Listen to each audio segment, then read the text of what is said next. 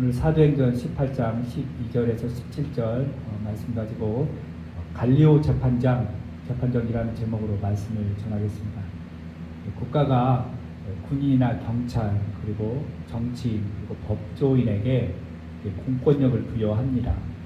그런데 이 공권력이 때로는 보이지 않게 악용되어서 불이한 힘이 될 수도 있습니다.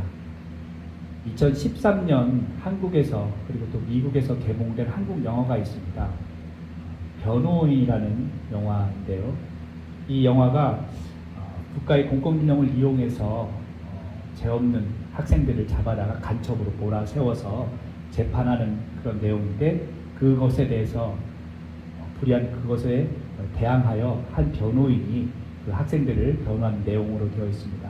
그런 변호하는 과정에서 그 재판부 판사와 검사가 계속해서 불의를 공권력을 이용하고 또 증인들을 세워서 거짓으로 재판을 몰아가는 그런 내용입니다. 법정에서 이렇게 공정해야 될 것들이 불의함으로 인해서 또 공권력을 남용해서 이렇게 민간인들을 힘들게 하는 그 내용들이 영화로 제작됐고, 또 사실은 이런 공권력, 보이지 않는 이런 공권력이 지금도 재판정에서 우리 사회에서 공공연하게 일어나는 것을 볼 수가 있습니다. 신약에서도 보면은 성경에 보면 예수님도 재판정에 서잖아요. 빌라도 재판정에 섰을 때 이 빌라도가 유대인들을 의식해서 결국엔 자신의 그 안위와 그것을 이용하기 위해서 올바른 판단을 내리지 않고 예수님을 유대인들에게 내어주는 일이 있었습니다. 우리가 오늘 성경을 보면서 다 그건 알 수가 있고요. 오늘 우리가 읽은 본문도 역시 재판 이야기인데, 오늘 보면 바울이 사도행전을 보면은 바울이 재판을 몇 번 받거든요. 오늘 갈리오 재판정에서 섰던 이야기, 그리고 나중에 또 한 번 더 나옵니다. 25장에 가면 그런 재판 이야기가 나옵니다.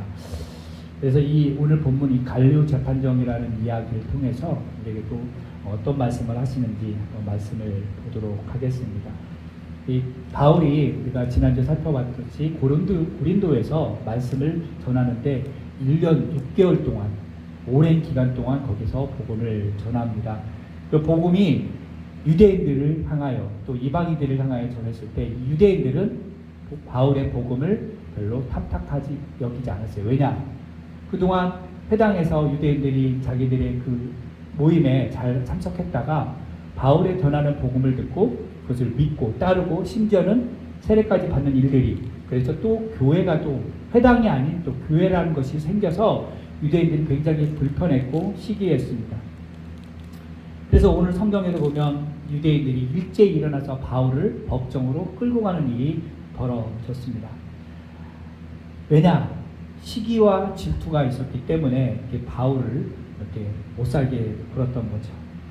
그래서 오늘 본문을 통해서 이 세상의 그런 권력과 연결된 그 재판 속에서도 하나님의 보이지 않는 섭리가 있었다라는 것을 좀 살펴보려고 그러고요. 또한 이런 재판 속에서 자기들이 이익을 얻지 못하니까 죄 없는 다른 사람을 괴롭히는 일들, 그래서 잘못된 어떤 보상 심리가 있다는 것을 오늘 본문을 통해서 말씀을 드리도록 하겠습니다. 오늘 먼저 갈리오의 이 재판정에서 볼 때에 하나님이 역사하셨다 이런 말을 찾아볼 수가 없습니다. 그런데 이것을 가만히 살펴보면 그 속에서도 하나님의 어떤 도우심과 보호하심이 있었음을 우리가 발견하게 됩니다. 이 갈리오라는 사람이 이 고린도 지역, 즉 아가야 지역에 새로운 총독으로 부임을 했습니다. 그때 마침 유대인들이 바울을 고소하는 일이 벌어졌죠. 먼저 그럼 갈리오가 누구냐? 사실 갈리오라는 사람은 우리 성경에는 정확히 나오지 않아요. 총독으로만 나오잖아요. 그래서 갈리오가 진짜 실제 인물인지 역사학자들이 이제 조사를 하고 문헌을 살펴보니까 이 사람이 정말 실제로 존재했고, 그 바울 당시에 그 아가야 지역, 고린도를 포함한 그 아가야 지역의 총독으로 있었다라고 하는 기록이 나왔습니다. 원래 이 갈리오라는 사람의 이름 본명은 이 갈리오가 아니라 학자들에 의하면 마르쿠스 암네우스 노바투스라고 하는 이름을 갖고 있었어요. 좀 길죠? 노바투스라고 하는 집안의 사람이었습니다. 그리고 이 사람이 어떤 사람이었는가 찾아보니까 철학자 형 세네카라고 하는 아주 당대 유명한 스토아 철학자의 세네카의 동생으로 기록이 되어 있습니다. 그럼 이 세네카는 또 누구냐? 우리가 너무 잘 아는 로마 황제 하면 대표적으로 떠오르는 사람 누구예요? 네로. 이 네로의 스승이 세네카입니다. 그러니까 이 갈리오라는 이 총독이 자기 형이 세네카고 그 세네카가 로마 황제 네로의 스승이었다는 거예요. 그리고 아버지 노바투스는 로마의 원로원이었습니다. 즉 로마의 최고 법정 기구, 의결기관이었던 원로원의 한 사람, 국회의원의 한 사람이었어요. 그러니까 이 갈리오 집안은 대단한 집안이었다는 거죠. 그런데 이 갈리오가 이 노바투스라는 이름을 버리고 왜 갈리오라는 이름을 썼느냐? 라고 했을 때 또 학자들이 찾아보니까 이 사람이 또 다른 집안의 양자로 들어가요. 그 집안이 뭐냐면 키우스 유니우스 갈리오라는 집안. 이번 집안도 상당한 로마의 상류층 계급이었습니다. 그래서 뭐 속된 말로 끼리끼리 모인다고 이 노바투스 집안이 더 로마의 큰 권력을 잡기 위해서 자기 둘째 아들을 그쪽으로 양자로 보내서 노바투스라는 이름이 아니라 갈리오라는 이름으로. 그래서 노바투스 집안과 갈리오라는 이 집안의 유력자로서 총독이 되어서 이 고린도 지역의 아가야의 총독으로 부임했다라고 학자들은 역사 문헌에 로마 문헌의 역사에 기록되어 있다라는 거예요. 그 정도로 이 갈리오가 굉장히 유능한 사람이었다라는 거예요. 여러분 세상의 지도자가 바뀌면 사람들이 어떤 기대를 합니까? 기존의 지도자보다 더 정치를 잘하기를, 민생에 좀 신경을 써주기를 바라는 마음이 있죠. 그리고 새로 부임한 이 지도자도 대통령이나 이 국회의원도 그 주민들, 시민들의 그 민심을 사기 위해서 나름대로 열심히 일을 합니다. 그래서 우리 잘 알잖아요. 국회의원들, 또 대통령들이 딱 나오면 선거 공약을 내놓을 때 민생을 위해서 공약을 내놓습니다.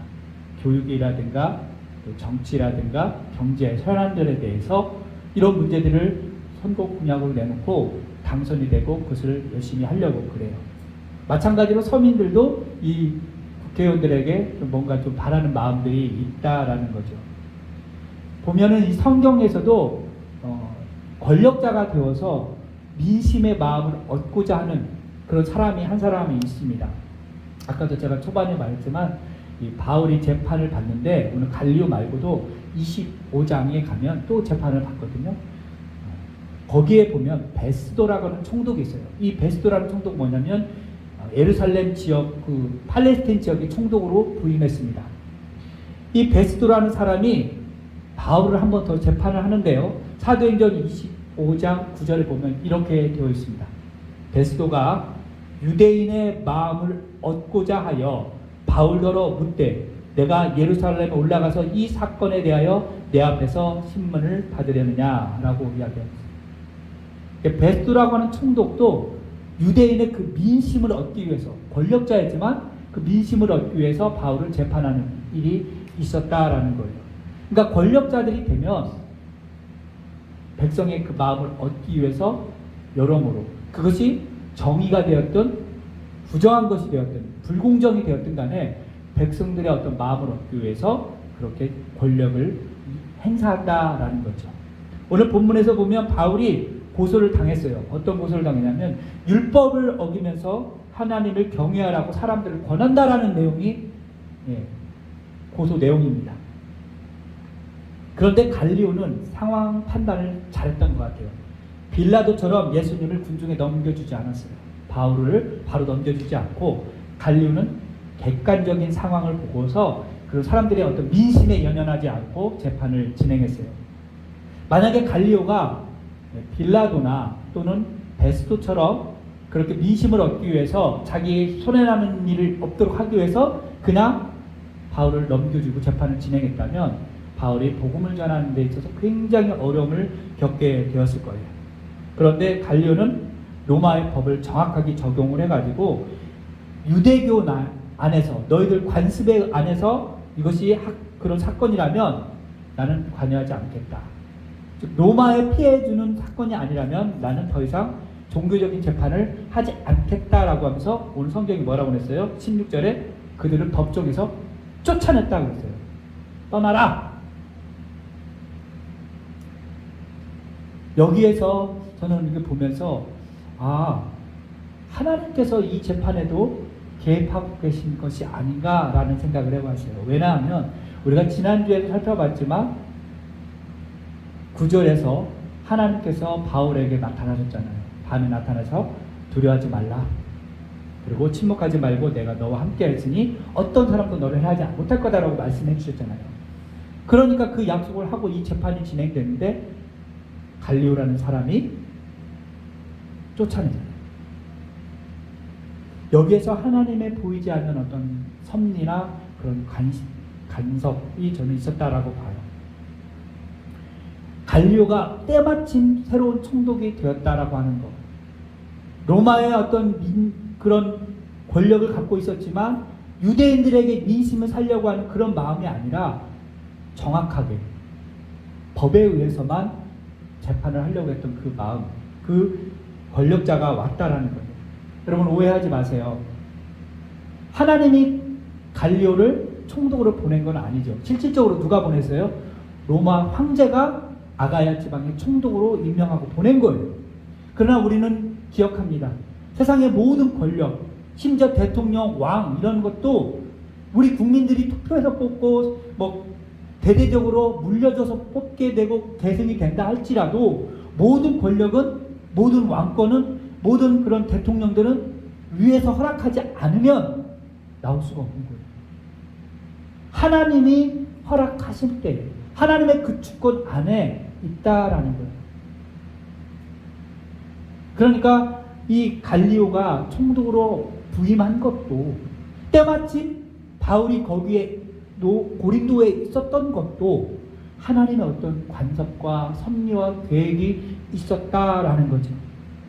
하나님이 함께 하시겠다라고, 두려워하지 말라라고, 너를 이 성에서 해할 자가 없을 거라고 했던 그 약속을 갈리오 재판장에서 하나님께서 그렇게 역사하셨다라는 거죠.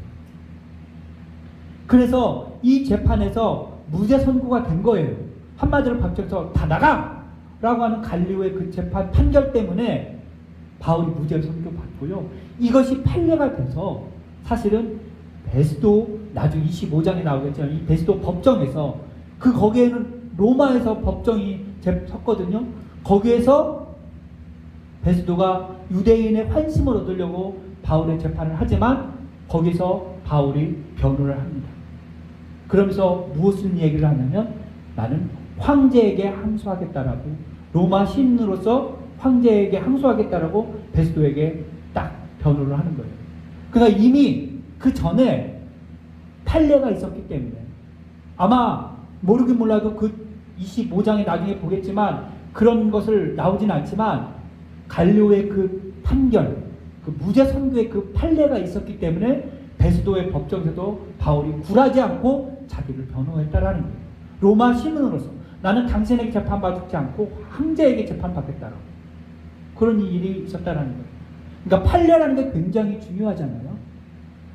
우리 민사나 형사 속에서도 우리가 재판할 때 판례가 굉장히 중요해요.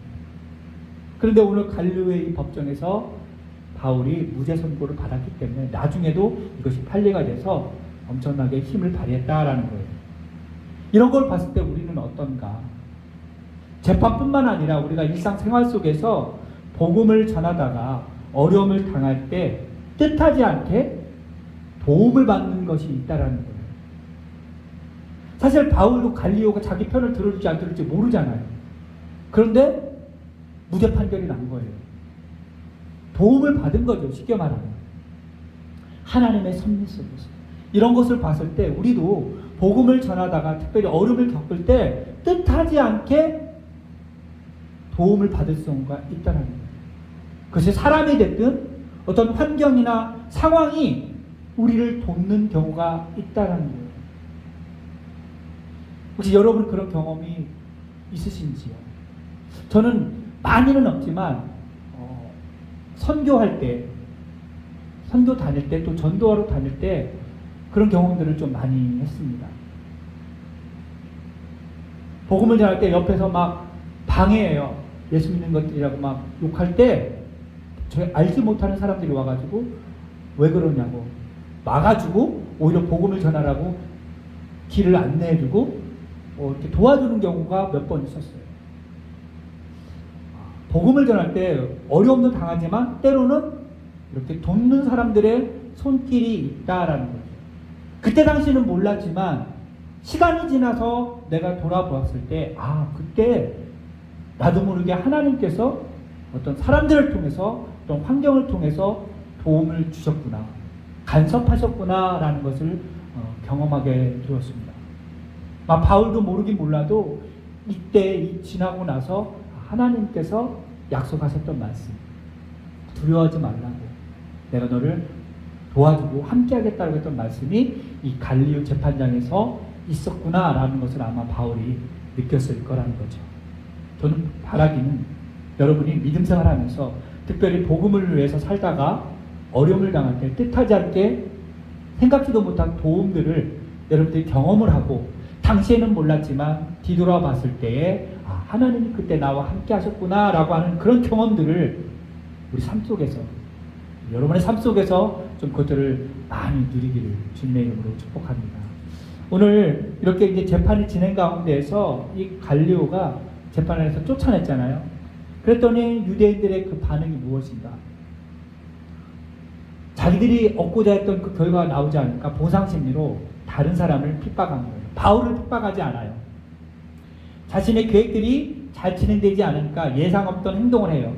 그게 뭐예요? 오늘 성경에 보니까 회당장 소스데네를 잡아가지고 법정 앞에서, 법정에서 쫓겨났으니까 그 법정 문 밖에서 이 소스데네를 어떻게 해요? 때렸다라고 합니다. 폭력을 행한 거예요. 왜 때렸을까요? 바울을 못 때리니까, 바울은 무죄니까 이 소스데네를 이유 없이 때리는 거예요. 법정으로 끌려가지도 못하고 분풀이를 한 거죠. 그래서 왜 그랬을까? 첫 번째 생각을 해보면 뭐냐면 바울을 고소해야 되는 어떤 아마 입장이었을지도 모르겠어요. 왜? 지금 회당장이라고 했잖아요. 그 회당이라고 하는 건 우리가 잘 알듯이 유대인들이 모이는 곳이거든요. 그러니까 유대인의 그 모임 가운데 바울을 고소해야 된다, 빨리 해라 라고 소스데네에게 맡겼는데 이 소스데네가 우리가 지난번에 봤지만 예수를 믿게 되었잖아요. 복음을 받아들이게 됐잖아요. 그러니까 회당에서 결정된 그 의견사항, 바울을 고소해야 된다는 그 결의를 소스데네가 미적한 거예요. 그러니까 유대인들이 소스데네가 하지 않은 일 유대인들이 모아가지고 걱정을 한 거예요. 그런데 잘 안 되니까 너 때문이야 하고 책망을 한 거죠. 때린 거죠. 또 하나는 회당장이, 일반 회원도 아니고 회당장이 복음을 받아들이고 예수를 믿게 되었다는 것에 대해서, 그래서 회당장이 예수를 믿으니까 이 회당이 어떻게 되겠어요? 시끌시끌해지는 거예요. 우리도 예수를 믿어야 되는 거 아니야? 회당장 소스데네가 예수를 믿었으니까 우리도 예수를 믿어야 되는 거 아니야? 하면서 의견이 분분해지고 시끄러우니까 보수파 유대인들이 이 소스데네를 때렸다라고 한 거죠. 이런 행동 속에서 이 사람들의 어떤 잘못된 심리, 보상 심리가 있다라는 거예요. 내가 원하는 대로 안 되니까 그것을 보상받으려고 다른 것을 갖다가 대체하는 그런 심리들이 있다라는 거예요. 그래서 이 말씀 보면서 우리나라 속담이 생각이 났어요. 뭐냐? 종로에서 뺨 맞고 한강에서 분풀이 한다. 네. 억울한 거예요. 자기들 계획대로 안 되니까 괜히 소스데네를 잡아가지고 때리는 거예요. 종로에서 뺨 맞고 한강에서 분풀이하는 그런 모습들이 유대인들의 모습 속에 있는 거예요. 이게 유대인들만 있는 게 아니고 사실 우리가 예수를 믿다 보면, 그리스도인으로 살다 보면 이런 일들이 종종 발생한다라는 거예요. 이런 얘기가 있습니다. 어느 목사님이 어떤 건물에다가 교회를 새로 개척을 한다고 3층에다가 교회를 개척을 했어요. 열심히 전도를 하고 복음을 전했는데 사람들이 이렇게 모이기 시작한 거예요. 근데 그 3층 밑에 2층에 뭐가 있었냐면 단란주점이 있었던 거예요. 클럽 같은 거, 술을 팔고 그렇게 하는 그런 단란주점이 있었습니다. 그러니까 이 교회 밑에 그게 있으니까 좀 불편한 거예요, 성도들이. 왜냐하면 단란주점에서 보면 술을 먹고 고성방가를 하고 또 술을 먹고 나와서 비틀비틀하는 모습, 또 거기에서 술 대접하는 어떤 여성들이 눈에 띄는 거예요. 그러다 보니까 성도들도 그렇고 또 그 어린 아이들, 주일학교 아이들, 학생들이 보면서 별로 덕이 안 되는 거예요. 그래서 목사님이랑 성도들이 기도를 하기 시작한 거예요. 그 단란주점이 다른 곳으로 이사가게 해주세요. 그렇게 기도를 한 거예요. 근데 어느 날 그 단란주점이 불이 나버렸어요. 그래서 불이 났는데 큰 피해는 아니지만 불이 나가지고 소방서가 와서 불을 끄고 이제 화재 원인을 조사하다 보니까 전기 합선으로 인한 누전으로 인한 불이었어요. 그런데 그럼 되는데 단란주점 주인이 이제 합선으로 내는 불난 거를 이제 결과를 받았지만 화가 난 거예요. 왜? 위에서 교회에서 이사 가라고 기도했다고. 그래가지고 목사님한테 따지러 온 거예요. 당신네들이 우리 이사 가라고 기도해가지고 우리가 합선돼서 불이 났어요. 내가 이거 법적으로 고소할 거예요. 그리고 교회에다가 화풀이를 했대요. 근데 좀 웃긴 얘기인데요. 목사님이 뭐라고 한 줄 알아요? 에이, 우리가 기도했다고 해서 그렇게 불이 나면 아닌 것 같은데요? 불나라고 기도는 안 했어요, 우리. 이사가라고 기도했지. 이런 이야기가 있었답니다.